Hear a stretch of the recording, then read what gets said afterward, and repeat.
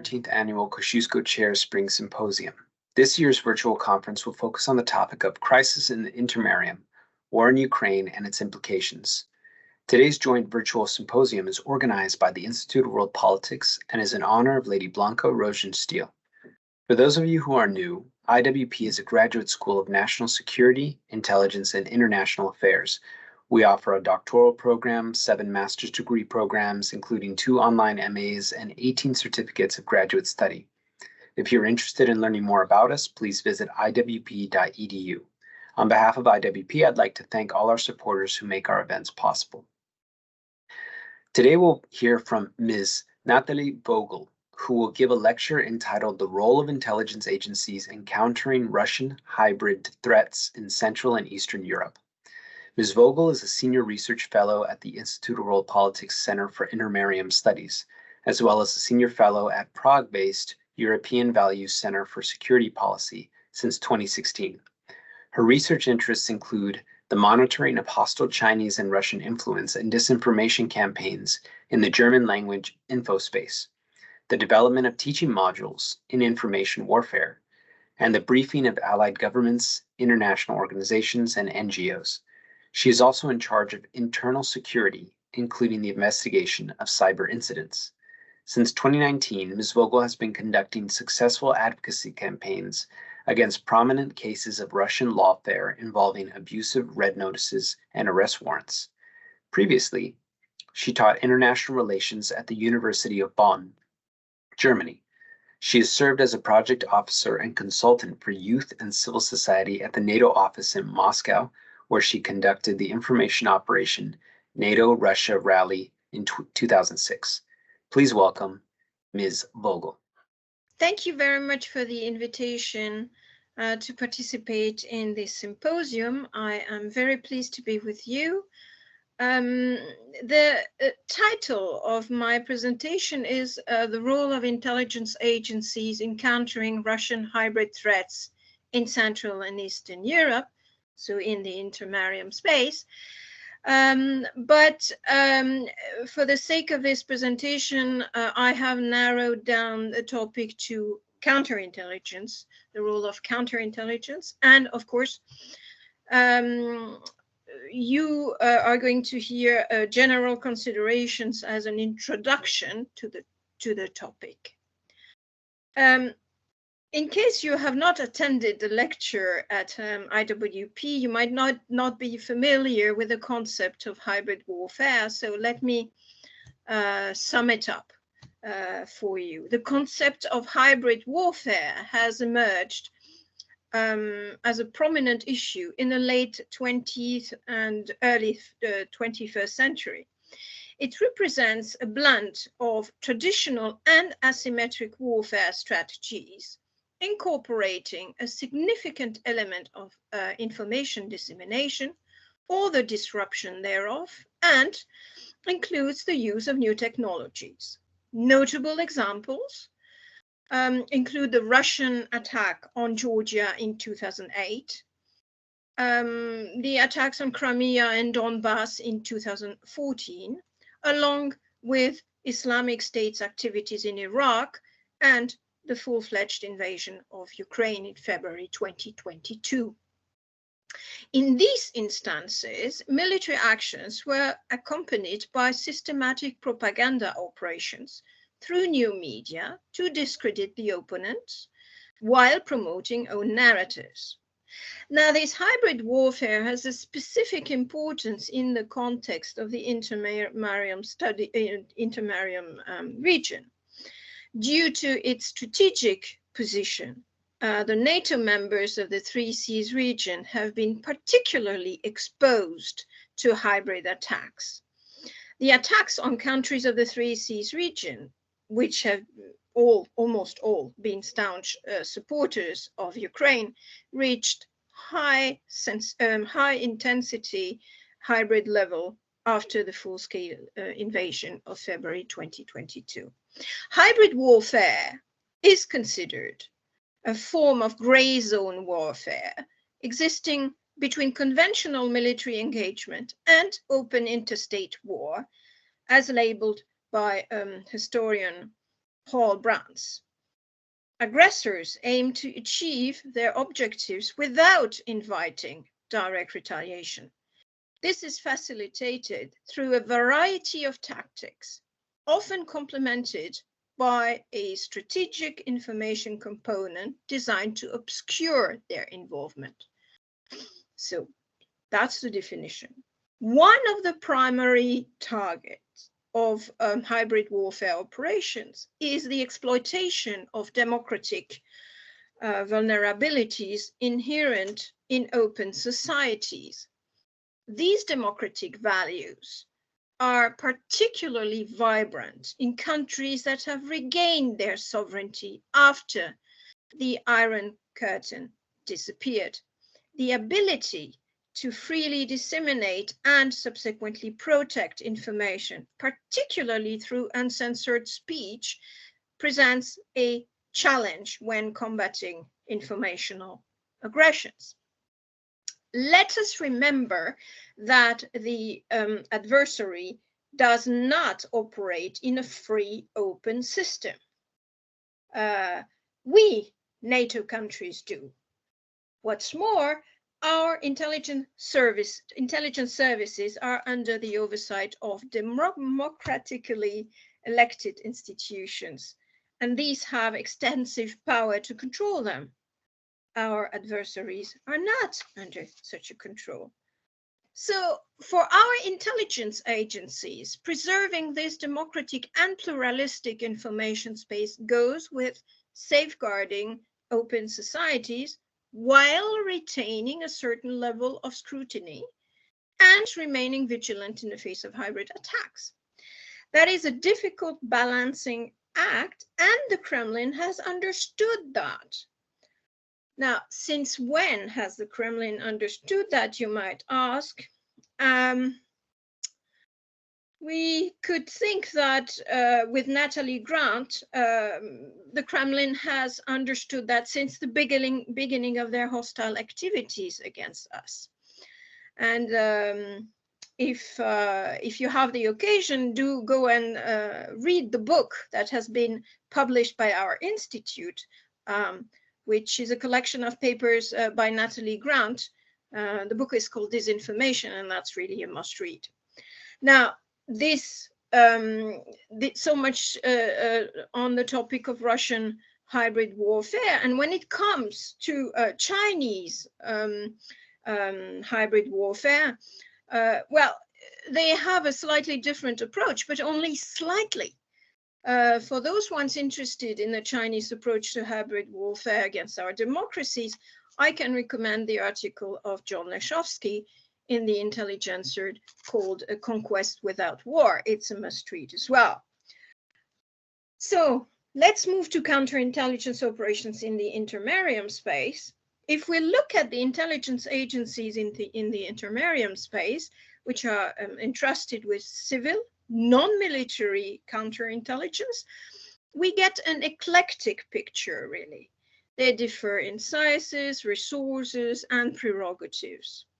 It doesn't mean that small countries with fairly small CI resources are less efficient. We could name here the latest successes of the Czech Republic with BIS conducting very successful counterintelligence operations against Voice of Europe, which is a Russian-funded media that was supposed to disrupt the next elections by exerting influence on the far right fringe of the electorate. And we can also name the examples of Estonia with the couple, which is quite successful. Not all domestic intelligence agencies entrusted with counterintelligence have law enforcement prerogatives. Not all counterintelligence is embedded in the same governmental hierarchy. Some are placed directly under a prime minister, if that's the political system. Others under the Minister of the Interior, depending on the constitutional framework of these countries. More importantly, the fact that most countries of the Intermarium space were captive nations and their populations under totalitarian surveillance in the past, totalitarian surveillance of secret services, is of great importance to understand why the intelligence services of these countries have evolved the way they have after the collapse of the communist dictatorships. This traumatic experience leads to a different approach.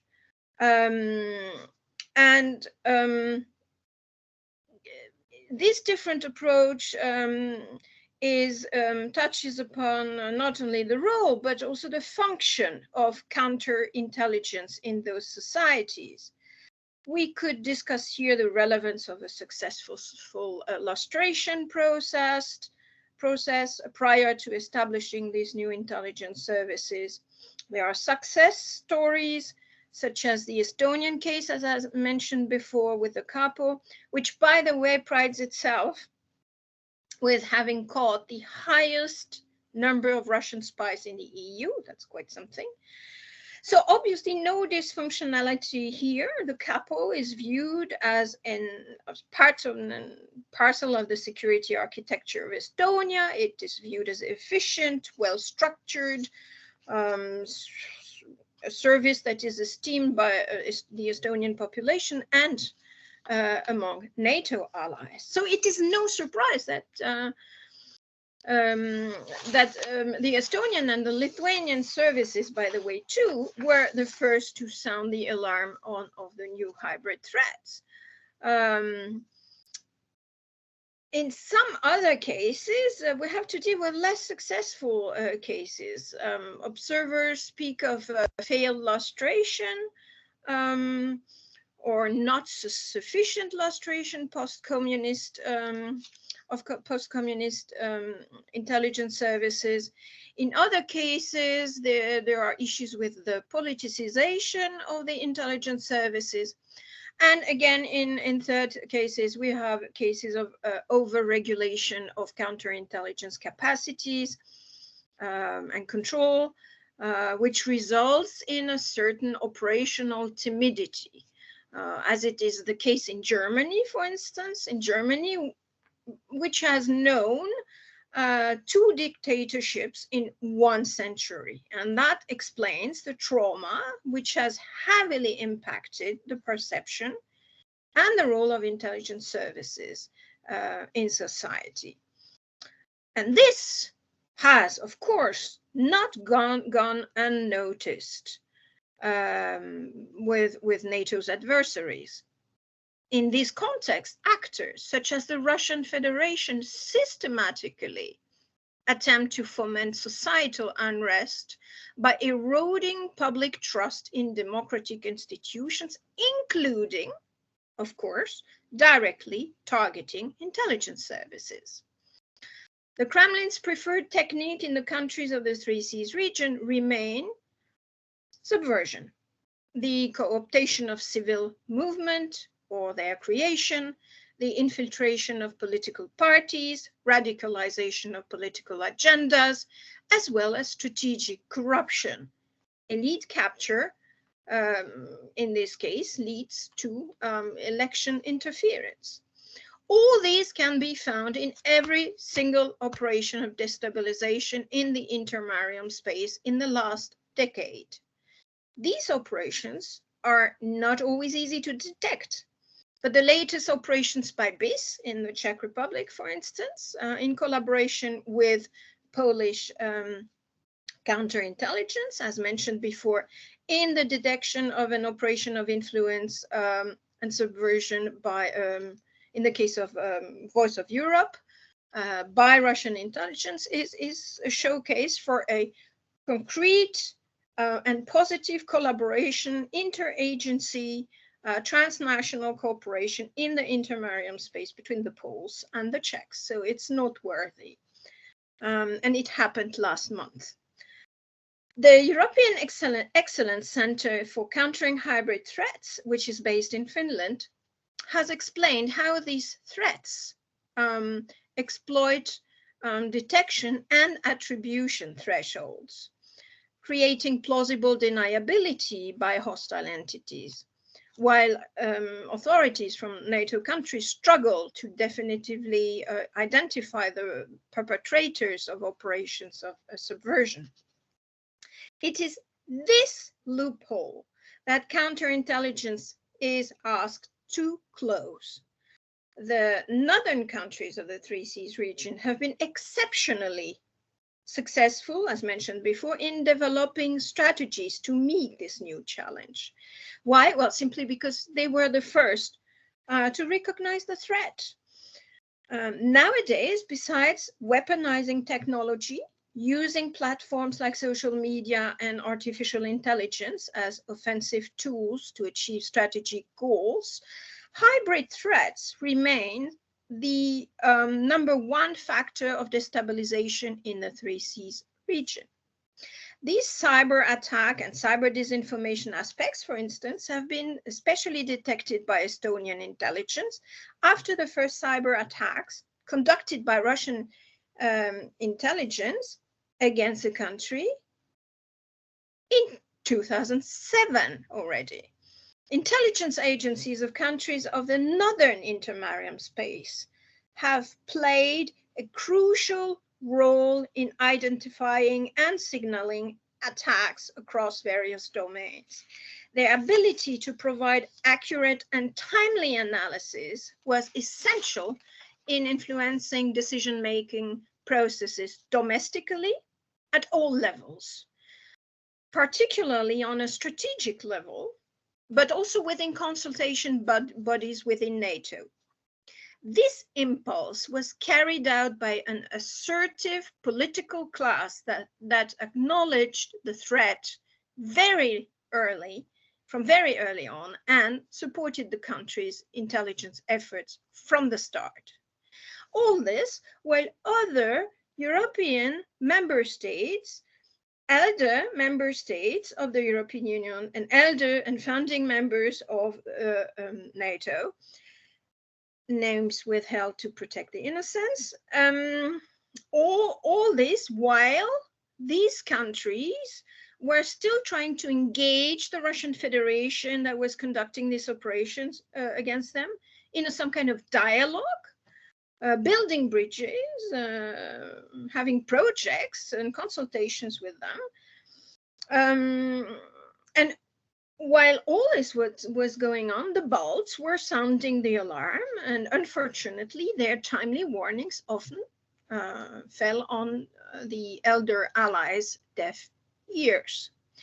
Consequently, intelligence agencies in the Baltic countries were literally forced by virtue of the situation to become pioneers, because they were on their own in ensuring response mechanisms against hybrid threats.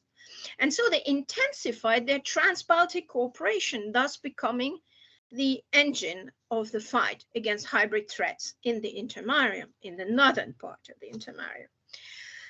So now, question, can the Baltic model be transposed to other member states of the Three Seas region? Well, beyond the informational aspect, in an ideal model, intelligence services also play a vital role in detecting and thwarting attacks in other targeted areas, such as sabotage and strategic corruptions. Now, it's evident that in this context, the funding of illegal organizations, cyber attacks on critical infrastructures, and the activities of paramilitary organizations are also of significant concern, especially in the context of transborder organized crime, which is systematically used by the Russian Federation to reach strategic targets. The use of hackers for social engineering and trolls to provoke emotional reaction, exacerbate political discourse, underscore the complexity and the sophistication of these modern day threats. These tactics pose unique challenges to intelligence agencies as they seek to gather, process, and disseminate information effectively to stakeholders, all this while scrupulously respecting individual freedoms. Yet, if political decision makers in the Intermarium space, we accept the Balts. So if political decision makers in the Intermarium space do not completely endorse the efforts of their counterintelligence in countering these threats, it is literally impossible to protect the country. So this leads to the next question. Thinking beyond the traditional threat framework, what can we learn from the northern Intermarium states?